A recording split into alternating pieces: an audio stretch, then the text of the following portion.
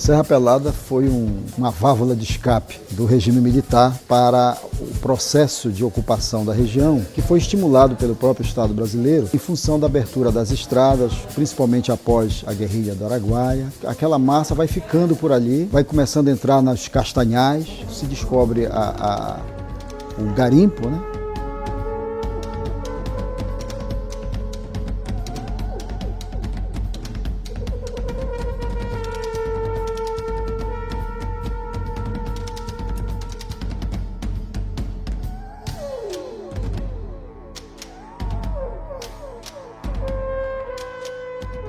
Os garimpeiros eles estavam todo ano, desde que foi implantado o garimpo, todo ano eles tinham que ser renovada a licença de exploração do ouro, né? Então o DNPM tinha que expedir uma licença para funcionamento do garimpo. Claro, aquilo ali já foi uma estratégia que era para não funcionar. A ideia era funcionar ali 1 ou 2 anos no máximo. Aí houve um potencial político muito grande que o Curió percebeu, o regime militar percebeu. O Figueiredo foi lá uma vez, circulou no meio dos garimpeiros, falou, deu declarações, dizendo que ali era a maior disciplina que ele nunca tinha visto nem no quartel. Então, potencial eleitoral, o regime estava com seu partido político em baixa, cada vez caindo mais, então eles viram um potencial político muito importante. Além do que o garimpo servia de lastro para os empréstimos que o governo federal precisava fazer no exterior. Mas, por outro lado, isso contrariava interesses internos. O interesse da Vale, que cobrava o afastamento daquilo ali, era uma ameaça para eles e tal. Então, o que vai acontecer? Cada ano, a dificuldade de se renovar a licença era muito grande e vão levar muitas mobilizações. Eles ocuparam a ponte, né, onde passa a ferrovia também, a ponte rodo-ferroviária, passa a ferrovia que conduz, que transporta o minério de ferro. O minério, a exportação começou a operar a partir de 85, então era coisa tudo muito recente. Essa ocupação ela foi estratégica, mas causou muita pressão em cima do governo do Estado, muita pressão no governo federal.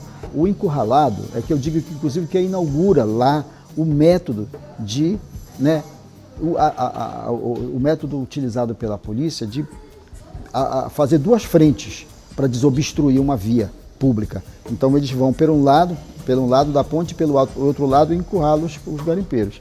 E ficou com tropa embaixo, né, da ponte e lanchas também. E o rio naquele momento, dezembro, ele está a água muito baixa e as pedras pontiagudas, né, são muito intensas ali, porque o rio tem muita pedra ali, o Rio Tocantins naquele espaço ali. Dali até Itupiranga são 42 quilômetros de pedra, né? Então eles encurralaram ali, muita gente se atirou, muita gente foi atirada, né? E por isso desapareceu muita gente. Então o encurralado na ponte é nesse sentido, porque os garimpeiros, muitos não tiveram alternativa, né? Ou eles levaram chumbo ou se atiraram. Foi no início da noite, né? Bem no início da noite. Final de ano, 29 de dezembro.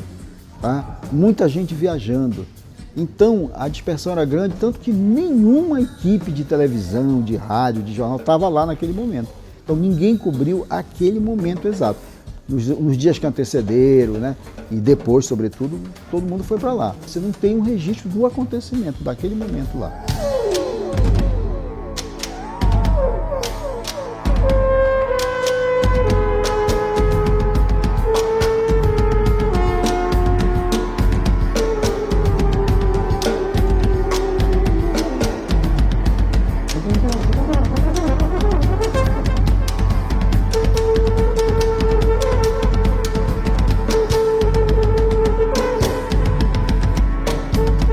Ainda hoje há uma disputa muito grande, porque a Vale ela reivindica aquele território.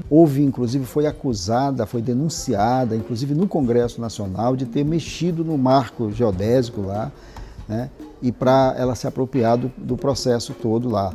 O próprio Collor, o presidente Collor, veio e cancelou a reserva garimpeira, que foi criada lá na época do Figueiredo, né? Anulou aquela lei, né? E inclusive através de um decreto, que é impossível você anular uma lei através de um decreto. Então é toda uma disputa, mas a Vale sempre esteve por trás e continua por trás.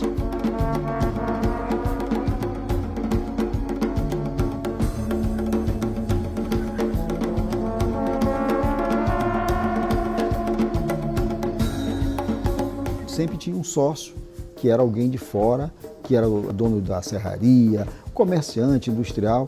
Esses caras, quando aparecia o ouro ali, quando pegavam um veio, uma pepita, eles percentualmente era quem ficava com o melhor da descoberta. Então essas pessoas enriqueceram, mas a maioria não, a maioria é pobre e ficou lascada, foi quem perdeu a perna, o braço, quem morreu soterrado, foram os pequenos, os camponeses pobres, despossuídos da região.